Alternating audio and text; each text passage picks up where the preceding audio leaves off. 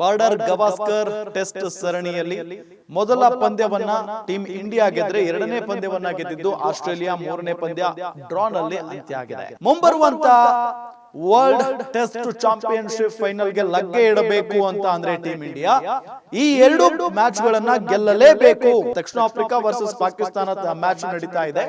ಇದರಲ್ಲಿ ಒಂದೇ ಒಂದು ಮ್ಯಾಚ್ ಗೆದ್ದು ಬಿಟ್ರೆ ದಕ್ಷಿಣ ಆಫ್ರಿಕಾ ಫೈನಲ್ ಗೆ ಲಗ್ಗೆ ಇಟ್ಟು ಬಿಡುತ್ತೆ ಆರಾಮಾಗಿ. ನಮಸ್ಕಾರ ವೀಕ್ಷಕರೇ, ನೀವು ನೋಡ್ತಾ ಇದ್ದೀರಾ ಗ್ಯಾರಂಟಿ ನ್ಯೂಸ್. ನಾನು ರಾಮ್ ಬಡ್ಗೇರ್. ವೀಕ್ಷಕರೇ, ಈಗಾಗಲೇ ವರ್ಲ್ಡ್ ಟೆಸ್ಟ್ ಚಾಂಪಿಯನ್ಶಿಪ್ ಫೈನಲ್ಗೆ ಯಾವ ಎರಡು ತಂಡಗಳು ಹೋಗ್ತಾವೆ ಅನ್ನೋ ಕುತೂಹಲ ಸಹಜವಾಗಿದ್ದೇ ಇದೆ ಕ್ರಿಕೆಟ್ ಅಭಿಮಾನಿಗಳಲ್ಲಿ. ಅದರಲ್ಲೂ ಟೀಮ್ ಇಂಡಿಯಾ ವಿಶ್ವ ಟೆಸ್ಟ್ ಚಾಂಪಿಯನ್ಶಿಪ್ಗೆ ಹೋಗಬೇಕಾದ್ರೆ ಏನು ಮಾಡಬೇಕು, ಜೊತೆಗೆ ಈಗ ಬಾರ್ಡರ್ ಗವಾಸ್ಕರ್ ಟೆಸ್ಟ್ ಸರಣಿಯಲ್ಲಿ ಒಂದರ ಸಮಬಲವನ್ನು ಸಾಧಿಸಿಕೊಂಡಿದೆ ಟೀಮ್ ಇಂಡಿಯಾ. ಅದಾದ ನಂತರ ಮೂರನೇ ಮ್ಯಾಚ್ ಇಲ್ಲಿ ಡ್ರಾದಲ್ಲಿ ಅಂತ್ಯ ಆಯಿತು. ಇದೆಲ್ಲದರ ನಡುವೆ ಟೀಮ್ ಇಂಡಿಯಾ ಹಾದಿ ಸುಗಮನ ಫೈನಲ್ಗೆ ಲಗ್ಗೆ ಇಡುವುದಕ್ಕೆ ಅನ್ನೋ ಪ್ರಶ್ನೆ ಸಹಜವಾಗಿದ್ದೇ ಇದೆ. ಈ ಒಂದು ಸೆಗ್ಮೆಂಟಲ್ಲಿ ಅದನ್ನು ಗಮನಿಸ್ತಾ ಹೋಗೋಣ. ಕೇವಲ 4ನೇ ಮ್ಯಾಚ್ ಗೆಲ್ಲೋದಾಗಿರಬಹುದು, ಕೇವಲ 5ನೇ ಮ್ಯಾಚ್ ಗೆಲ್ಲೋದಾಗಿರಬಹುದು ಅಲ್ಲ, ಈ ಎರಡೂ ಮ್ಯಾಚ್ಗಳು ಕೂಡ ಗೆಲ್ಲಲೇಬೇಕಾದಂಥ ಅನಿವಾರ್ಯ ಪರಿಸ್ಥಿತಿ ಇದೆ ಟೀಮ್ ಇಂಡಿಯಾಗಿದೆ. ವರ್ಲ್ಡ್ ಟೆಸ್ಟ್ ಚಾಂಪಿಯನ್ಶಿಪ್ ಫೈನಲ್ಗೆ ಲಗ್ಗೆ ಇಡಬೇಕು ಅಂತ ಅಂದ್ರೆ ಟೀಮ್ ಇಂಡಿಯಾ ಈ ಎರಡು ಮ್ಯಾಚ್ಗಳನ್ನ ಗೆಲ್ಲಲೇಬೇಕು. ಆಸ್ಟ್ರೇಲಿಯಾ ಮತ್ತು ಭಾರತದ ನಡುವೆ ಈಗ ಬಿಗ್ ಫೈಟ್ ಇರೋದು. ಯಾಕೆಂತ ಹೇಳಿದ್ರೆ ಈ ಎರಡಕ್ಕೆ ಎರಡು ಪಂದ್ಯಗಳನ್ನ ಭಾರತ ಗೆದ್ರೆ ಮಾತ್ರ ಫೈನಲ್ಗೂ ಹೋಗೋದಕ್ಕೆ ಸಾಧ್ಯ. ಟೀಮ್ ಇಂಡಿಯಾಗ ಮಾತ್ರ ಇದು ಮಾಡು ಇಲ್ಲವೇ ಮಡಿ ಸರಣಿ ಆಗಿಬಿಟ್ಟಿದೆ. ಈಗ ಇನ್ನುಳಿದಂತೆ ಎರಡು ಮ್ಯಾಚ್ಗಳನ್ನ ಗೆದ್ದು ಬಿಟ್ಟಿದ್ರೆ ಈ ತಲೆನೋವು ಈ ಉಳಿದಂತೆ ಎರಡು ಮ್ಯಾಚ್ಗಳಿಗೆ ಇರ್ತಾ ಇರಲಿಲ್ಲ. ಹಾಗಾಗಿ ಇನ್ನುಳಿದಂತೆ ಎರಡು ಮ್ಯಾಚ್ಗಳನ್ನ ಗೆಲ್ಲಲೇಬೇಕಾದಂತ ಅನಿವಾರ್ಯ ಪರಿಸ್ಥಿತಿ ಇದೆ. ಮತ್ತೊಂದು ಕಡೆ ಇನ್ನೊಂದು ಮ್ಯಾಚ್ ಗೆದ್ರೆ ಅಂದ್ರೆ ಈಗ ದಕ್ಷಿಣ ಆಫ್ರಿಕಾ ವರ್ಸಸ್ ಪಾಕಿಸ್ತಾನ ಮ್ಯಾಚ್ ನಡೀತಾ ಇದೆ. ಇದರಲ್ಲಿ ಒಂದೇ ಒಂದು ಮ್ಯಾಚ್ ಗೆದ್ದು ಬಿಟ್ರೆ ದಕ್ಷಿಣ ಆಫ್ರಿಕಾ ಫೈನಲ್ಗೆ ಲಗ್ಗೆ ಇಟ್ಟು ಬಿಡುತ್ತೆ ಆರಾಮಾಗಿ. ಸ್ನೇಹಿತರೆ, ನಿಮಗೆಲ್ಲ ಗೊತ್ತೇ ಇದೆ, ಈಗಾಗಲೇ ಬಾರ್ಡರ್ ಗವಾಸ್ಕರ್ ಟೆಸ್ಟ್ ಸರಣಿಯಲ್ಲಿ ಮೊದಲ ಪಂದ್ಯವನ್ನ ಟೀಮ್ ಇಂಡಿಯಾ ಗೆದ್ರೆ ಎರಡನೇ ಪಂದ್ಯವನ್ನ ಗೆದ್ದಿದ್ದು ಆಸ್ಟ್ರೇಲಿಯಾ. ಮೂರನೇ ಪಂದ್ಯ ಡ್ರಾನಲ್ಲಿ ಅಂತ್ಯ ಆಗಿದೆ. ಇನ್ನುಳಿದಿರೋದು ಕೇವಲ 2 ಪಂದ್ಯ. ಇನ್ನು 4ನೇ ಪಂದ್ಯ ಆರಂಭ ಆಗೋದು 26ನೇ ತಾರೀಕು. ಇನ್ನೇನು ಕೆಲವೇ ದಿನಗಳು, ಅಂದರೆ 3 ದಿನಗಳು ಮಾತ್ರ ಬಾಕಿ ಇದೆ. ಇಂತಹ ಸಂದರ್ಭದಲ್ಲಿ ಟೀಮ್ ಇಂಡಿಯಾ ಭರ್ಜರಿಯಾಗಿ ತಯಾರಿಯನ್ನು ಕೂಡ ನಡೆಸ್ಕೊಳ್ತಾ ಇದೆ. ಕೇವಲ 4ನೇ ಮ್ಯಾಚ್ ಗೆಲ್ಲೋದಾಗಿರಬಹುದು, ಕೇವಲ 5ನೇ ಮ್ಯಾಚ್ ಗೆಲ್ಲೋದಾಗಿರಬಹುದು ಅಲ್ಲ, ಈ ಎರಡೂ ಮ್ಯಾಚ್ಗಳು ಕೂಡ ಗೆಲ್ಲಲೇಬೇಕಾದಂಥ ಅನಿವಾರ್ಯ ಪರಿಸ್ಥಿತಿ ಇದೆ ಟೀಮ್ ಇಂಡಿಯಾಗಿದೆ. ಯಾಕೆ ಅಂತ ಹೇಳಿದ್ರೆ ಮುಂಬರುವಂಥ ವರ್ಲ್ಡ್ ಟೆಸ್ಟ್ ಚಾಂಪಿಯನ್ಶಿಪ್ ಫೈನಲ್ಗೆ ಲಗ್ಗೆ ಇಡಬೇಕು ಅಂತ ಅಂದರೆ ಟೀಮ್ ಇಂಡಿಯಾ ಈ ಎರಡು ಮ್ಯಾಚ್ಗಳನ್ನು ಗೆಲ್ಲಲೇಬೇಕು. ಗೆಲ್ಲದೆ ಹೋದರೆ ಪಾಯಿಂಟ್ಸ್ ಟೇಬಲ್ನಲ್ಲಿ ಕೆಳಗಡೆ ಬರುತ್ತೆ.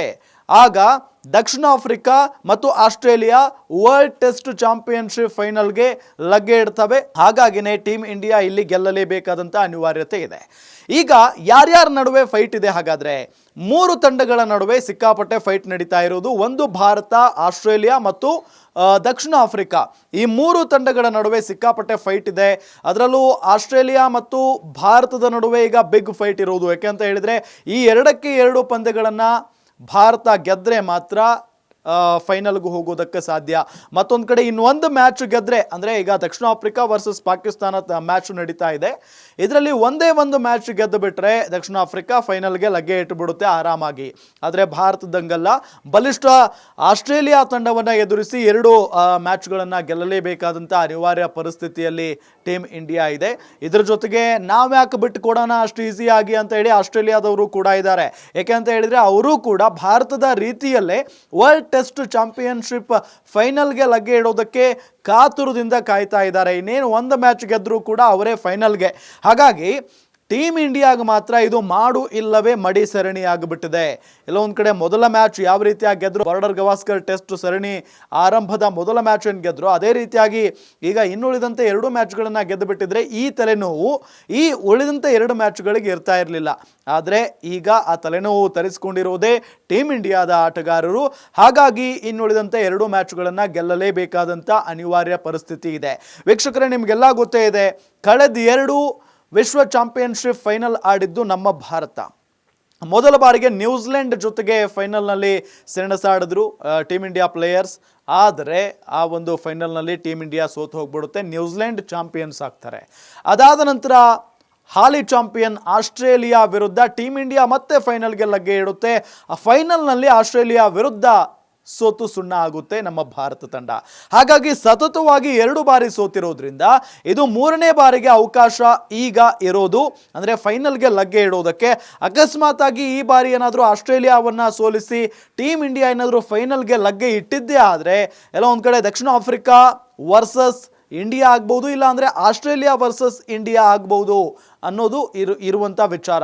ಹಾಗಾಗಿನೇ ಏನಾಗುತ್ತೆ ಅನ್ನೋದನ್ನು ಕಾದು ನೋಡಬೇಕಾಗಿದೆ. ಆದರೆ ಈ ಬಾರಿ ಈ ವರ್ಲ್ಡ್ ಟೆಸ್ಟ್ ಚಾಂಪಿಯನ್ಶಿಪ್ಗೆ ಲಗ್ಗೆ ಇಟ್ಟಿದ್ದೆ ಆದರೆ ಭಾರತಕ್ಕೆ ಭಾಳಷ್ಟು ಪ್ರಮುಖ ಆಗುತ್ತೆ. ಯಾಕೆ ಅಂತ ಹೇಳಿದರೆ ಇದು ಮೇ ಬಿ ಈ ವರ್ಷ ವಿರಾಟ್ ಕೊಹ್ಲಿ ಮತ್ತು ಜಡೇಜಾ ಮತ್ತು ರೋಹಿತ್ ಶರ್ಮಾ ಅವರಿಗೆ ಕೊನೆಯ ಚಾಂಪಿಯನ್ಶಿಪ್ ಆಗುವಂಥ ಎಲ್ಲ ಸಾಧ್ಯತೆಯೂ ಕೂಡ ಇದೆ. ಹಾಗಾಗಿನೇ ಈ ಒಂದು ವಿಶ್ವ ಟೆಸ್ಟ್ ಚಾಂಪಿಯನ್ಶಿಪ್ ಗೆಲ್ಲೋದು ಭಾರತಕ್ಕೆ ಬಹಳ ಮುಖ್ಯ. ಈ 3 ಆಟಗಾರರಿಗೋಸ್ಕರ ಈ ಒಂದು ಚಾಂಪಿಯನ್ಶಿಪ್ ಗೆಲ್ಲಲೇಬೇಕಾದಂಥ ಅನಿವಾರ್ಯತೆ ಭಾರತ ತಂಡಕ್ಕಿದೆ.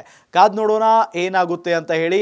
ಒಟ್ಟಾರೆಯಾಗಿ ಭಾರತೀಯ ಕ್ರಿಕೆಟ್ ಅಭಿಮಾನಿಗಳ ಪ್ರಾರ್ಥನೆ ಒಂದೇ, ಬಾರ್ಡರ್ ಗವಾಸ್ಕರ್ ಟೆಸ್ಟ್ ಸರಣಿಯ ಕೊನೆಯ 2 ಮ್ಯಾಚ್ಗಳನ್ನು ಭಾರತ ಗೆಲ್ಲಲಿ, ವಿಶ್ವ ಟೆಸ್ಟ್ ಚಾಂಪಿಯನ್ಶಿಪ್ ಫೈನಲ್ಗೆ ಲಗ್ಗೆ ಇಡಲಿ ಅನ್ನೋದು.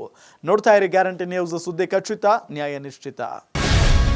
ಗ್ಯಾರಂಟಿ ನ್ಯೂಸ್, ಸುದ್ದಿ ಖಚಿತ, ನ್ಯಾಯ ನಿಶ್ಚಿತ.